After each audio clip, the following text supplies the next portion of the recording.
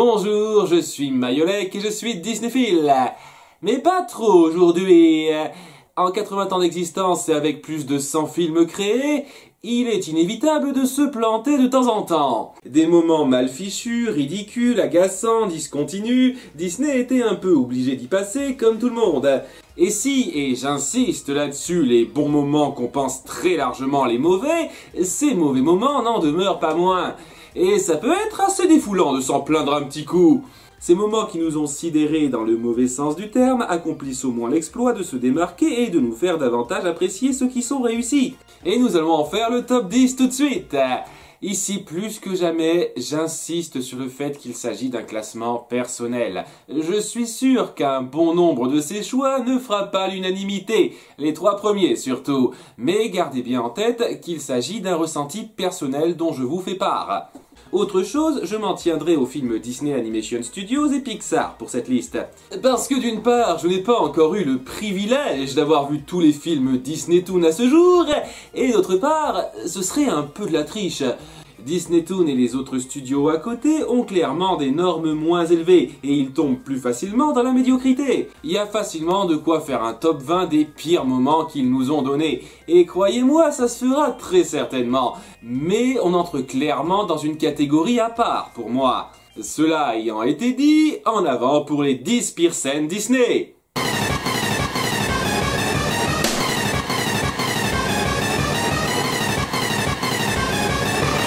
Numéro 10.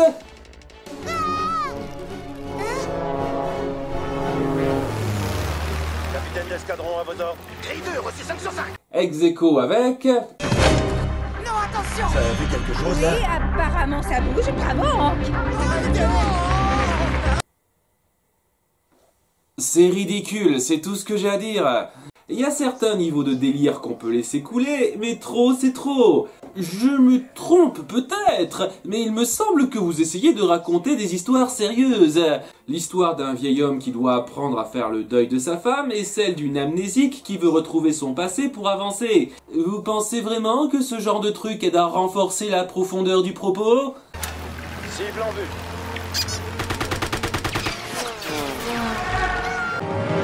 Continue tout droit.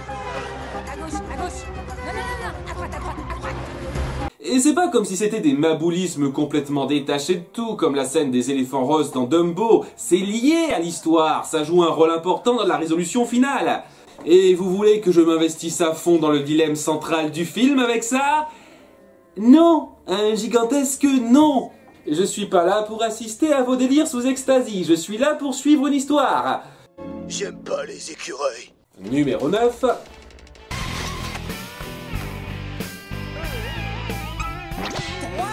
Lauréate du prestigieux Prix d'Or.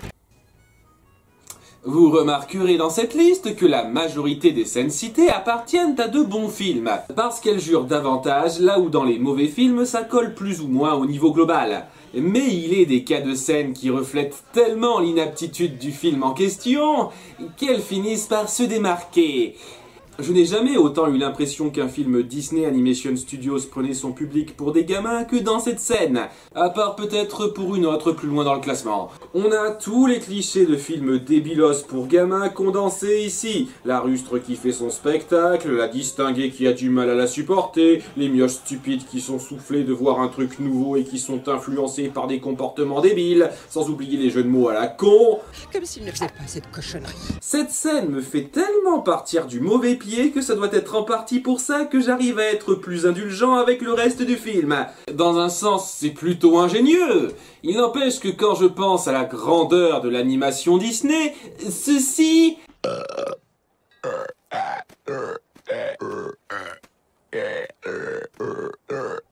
fait un peu tâche. Numéro 8.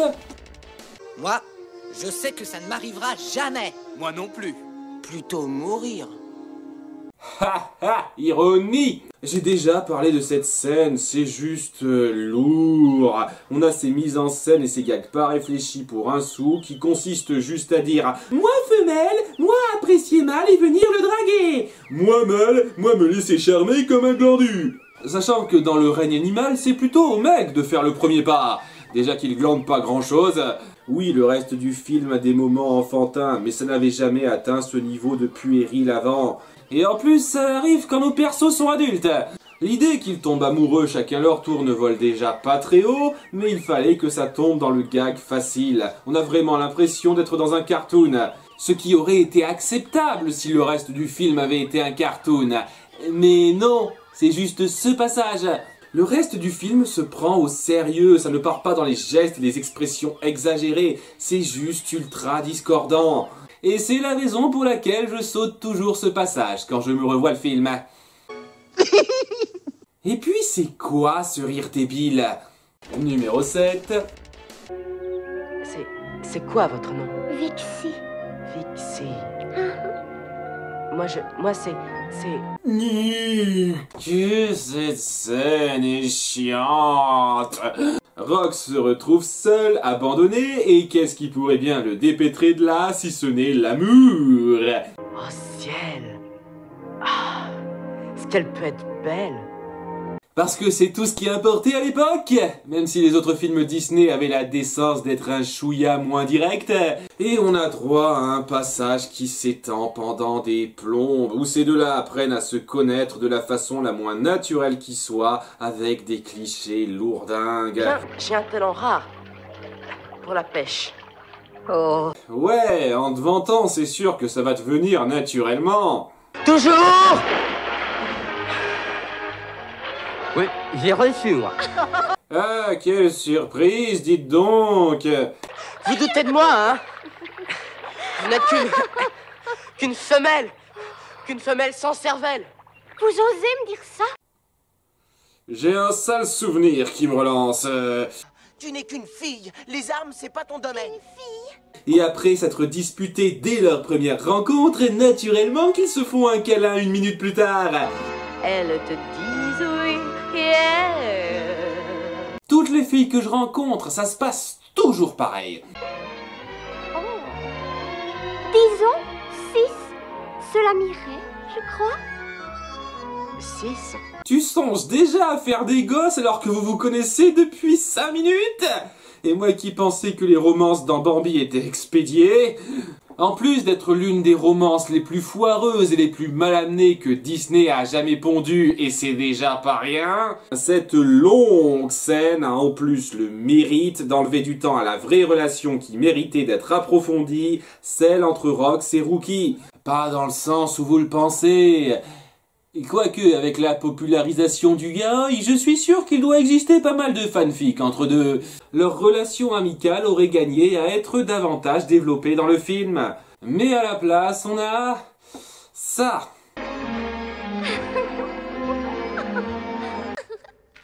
Et tant qu'on est sur ce film... Numéro 6.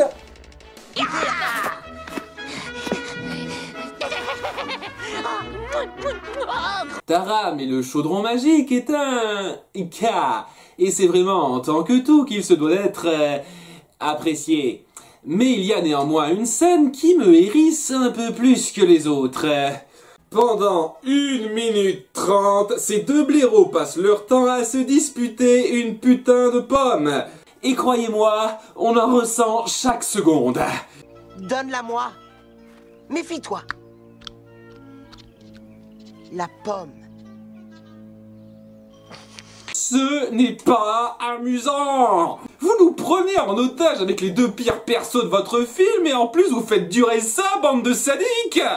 Et puis t'es pas censé être alerté par la disparition de ton cochon. Qu'est-ce que tu branles à perdre ton temps pour une pomme à la con, Taram? Après, si le vieux schnock avait eu l'amabilité de lui donner un peu plus que ça, c'est censé être le point de départ de la relation d'amitié que ces deux-là formeront, mais sérieusement... Si tu ne me la rends pas, tu vas le regretter. Je te préviens, tu n'as pas honte, petit misérable.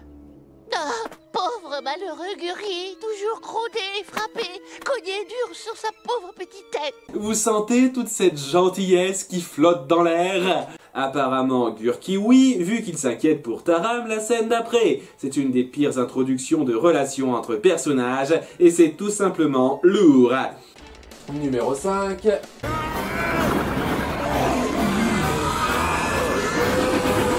Deux mots, ultra giga décevant. J'adore le film Hercule, j'adore son ton, ses chansons et ses personnages. Et quand ça le veut, ça s'en sort pas trop mal niveau action. La scène de combat contre l'hydre est plutôt péchue et tient assez bien en haleine. Ce qui rend ce passage d'autant plus frustrant. Les titans sont la force de la nature que les dieux craignent. Ils sont mis en place dès l'intro du film et quand ils passent à l'action, ils déboîtent tous les dieux réunis. Donc on est un peu en droit de s'attendre à un combat épique entre eux et Hercule. Ben non apparemment. Il évite leur coup par 2 fois de façon juste à faire le gag. Zeus abat le titan de pierre en 5 secondes. Pourquoi il pouvait pas le faire avant? Puis Hercule attrape le titan tornade par la base. Parce qu'on peut faire ça? Une chance! Il aspire tous les autres titans qui ne sont pas assez forts pour résister à ça, et apparemment le titan tornade ne peut pas contrôler ses pouvoirs. Il est peut-être essoufflé. Et bam, feu d'artifice, c'est bouclé! Vous avez 4 titans, chacun ayant un pouvoir gigantesque propre à lui, et vous les faites tous crever comme des merdes en 30 secondes? Je t'adore, film, mais là, va te faire foutre. Numéro 4. Restez avec moi, les gars. Je sens que ça va chauffer dans le coin. Ah oui, ça chauffe. Assez ironique que le film qui contient la meilleure scène Disney contienne aussi une des pires scènes. Que vous appréciez ou non les chansons de Phil Collins, vous ne pouvez pas nier que ces interventions sont calculées. Ce ne sont pas nos personnages qui chantent, mais une voix extra-diégétique, afin de garder une atmosphère plus réaliste. Ça donne un petit cachet particulier au film qui ne me déplaît pas. Mais pour je ne sais quelle raison, le film a décidé de chier sur ce cachet l'espace d'une scène, de la façon la plus insupportable qui soit. Y'a quelqu'un? Poubelle. Yeah, Tanta! Maintenant, ensemble! Je ne me suis jamais autant senti être pris pour un gamin par Disney Animation Studios qu'ici. Cette scène arrive comme un cheveu sur la soupe, n'apporte rien, et elle est désagréable au possible. Et écoutez-moi donc ces paroles profondes.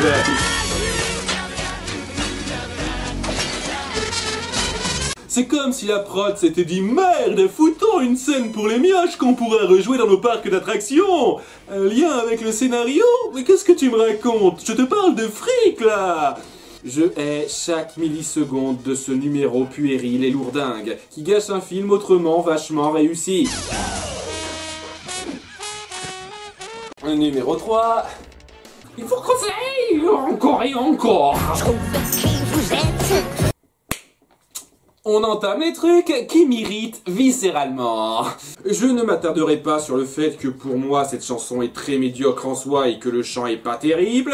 Je ne m'attarderai pas non plus sur le fait que Mama Odie délivre un message à Naveen qu'un gamin de 8 ans aurait pu pondre. Eh monsieur, faut pas penser à l'argent, faut penser à la fille que tu aimes. Mais c'est que c'est vrai, dites-moi. La sagesse à son paroxysme. Non, je vais plutôt m'attarder sur le fait que cette vieille peau qui connaît notre héroïne depuis seulement 2 minutes se permet de juger ce qu'elle fait. Pour toi, il faut que je vise plus haut. Avant cette scène, je pensais que le message pouvait être qu'il ne fallait pas trop feignanter ni trop se tuer au travail et qu'il y avait un juste milieu. Vous savez, un truc ultra bateau et sans profondeur, mais au moins c'est pas insultant. Mais non, avec ce couplet Mama Odie et le film, vu qu'apparemment toutes les vieilles cinglées savent tout mieux que tout le monde chez Disney, insinue très clairement que le but que Tiana s'est fixé n'est pas le bon. C'est vrai, Tiana, comment oses-tu partager le rêve de ton père et tout mettre en œuvre pour le réaliser? Vraiment, tu comprends rien à la vie. Suis plutôt les conseils de la vieille pique qui vit toute seule avec un serpent et des putains de flamants roses. On voit qu'elle ne veut pas se tromper sur comment s'accomplir dans la vie, elle. C'est à partir de ce moment que je me suis rendu compte du côté foireux du message que ce film voulait faire passer. Et disons que ça ne m'a pas très bien plu.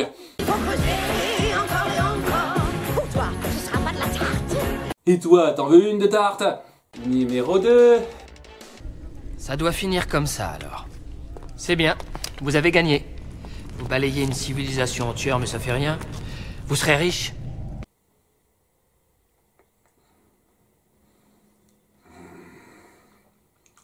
Je me tape royalement de ce que quiconque dira, ces personnages sont nazes. Ok, ils pourraient passer correctement en tant que perso pour décorer qu'on n'est pas censé prendre une seconde au sérieux. Mais dans cette scène où on est censé être émotionnellement pris dans leur dilemme, je n'ai qu'une chose à dire... Non!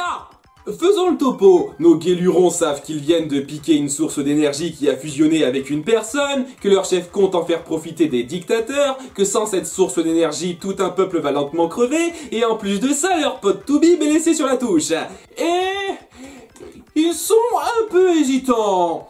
Ouais, c'est un peu vache ce qu'on fait, mais mince alors, j'ai vraiment envie de m'acheter un garage, moi. Et mon pote veut ouvrir un magasin de fleurs, bon sang. Jamais n'a-t-on vu dilemme aussi cornélien avant. Et le truc qui finit par les convaincre, c'est un discours de merde du geekero forcé qui consiste à dire « c'est méchant ce que vous faites !» Parce qu'en fin de compte, il y a que ça qui compte. L'argent. S'il te plaît, Rourke. La raison pour laquelle cette scène n'est pas numéro 1. Et ça marche! C'est ça l'élément qui finit par les décider de retourner leur veste. Faut dire que tous les trucs d'avant, ça n'avait pas le même poids. Et même les deux vieux les rejoignent alors qu'ils n'ont montré pratiquement aucun attachement envers eux. Mais c'est parce que c'est des personnages rigolos et les enfants aimeraient pas les voir du côté des méchants. Par contre, Helga, elle peut rester méchante et aller se faire enculer, bien que ce soit la seule à avoir montré de l'inquiétude en entrant dans le village. Et pour bien couronner le gâteau de merde... On a fait plein de choses dont on n'est pas fier. Dépouiller les Maccabées au cimetière, brûler quelques voitures, quelques feux rouges, mais personne n'en a souffert. Enfin, certains en ont souffert peut-être, mais pas les Maccabées. Ah oui, si vous voulez que je prenne ce passage au sérieux, vous avez parfaitement choisi le ton. Et pour ceux qui imputeraient ça à la VF, permettez-moi de vous passer la VO. We've done a lot of things we're not proud of. Robbing graves, plundering the tombs, double parking. But nobody got hurt. Well, maybe somebody got hurt, but nobody we knew. Encore mieux! Donc j'ai le choix entre soit une blague moisie qui fout en l'air le peu de sérieux que vous pouviez avoir, soit une ignominie qui appuie le fait que vous êtes des trouducs. On en avait rien à foutre que des gens souffrent avant, mais maintenant que c'est des types qu'on connaît, ça pose un peu problème. Bon, plus pour Milo que pour notre pote gentil, mais faut dire qu'il est noir, lui. Va te faire foutre. C'est le développement de personnage le plus pourri que j'ai jamais vu de ma vie. Cette scène est à chier. Et même si je suis certain que pas mal de gens vont mal réagir, j'ai le sentiment que le numéro 1 va encore plus faire jaser. Et la pire scène Disney jamais faite est...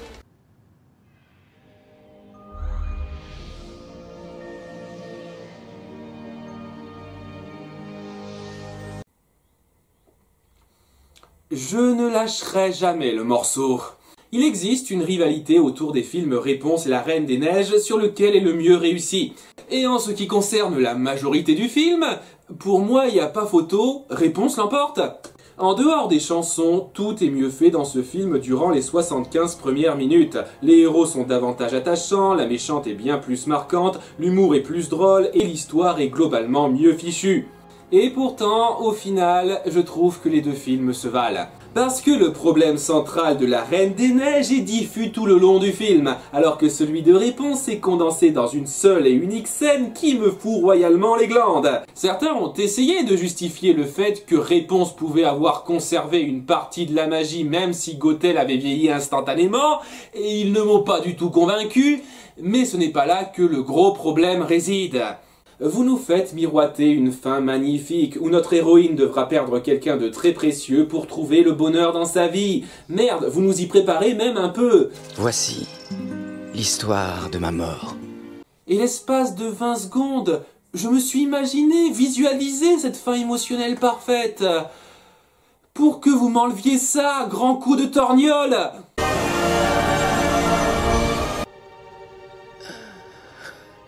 L'alarme magique l'a sauvé. Maintenant tout le monde il peut vivre heureux pour toujours. Youpi! Merde, merde, merde. Et vous pouvez me sortir l'excuse que c'est Disney, même s'ils ne se sont pas gênés pour tuer des persos importants avant ou après ça. Mais au final, ça change quoi? Parce que c'est Disney, ce n'est plus censé être un problème? Je suis censé ne plus m'en soucier? Ça marche peut-être pour vous, mais pas pour moi. Et je suis sûr que beaucoup d'entre vous sont contents de cette fin, parce qu'ils ne pouvaient pas supporter de voir leur perso adoré mourir. Mais c'est le but de ce genre de choses, vous attrister en vous faisant ressentir une immense perte. C'est de là que viennent les plus grands moments d'émotion du cinéma. Vous allez pas me dire que vous auriez préféré que Mufasa ne meure pas, ou que le film aurait été plus fort si la mère de Bambi s'en était sortie. Pour moi, il n'y a rien de plus frustrant que de nous faire croire à une fin sublime pour nous offrir une fin bateau à la place. Et c'est la raison pour laquelle c'est la scène Disney que je hais le plus. Ce film aurait sincèrement pu être dans mon top 5 des meilleurs Disney, tous studios confondus, s'il avait eu les couilles d'aller jusqu'au bout. Mais à cause de ça, il ne dépasse pas le stade du bien pour moi. Ça a été assez libérateur de se lâcher comme ça, mais aussi plutôt épuisant. J'ai besoin d'un petit film par prise de tête pour me relaxer après ça. Parfait, à la prochaine, et n'oubliez pas d'être Disneyphile.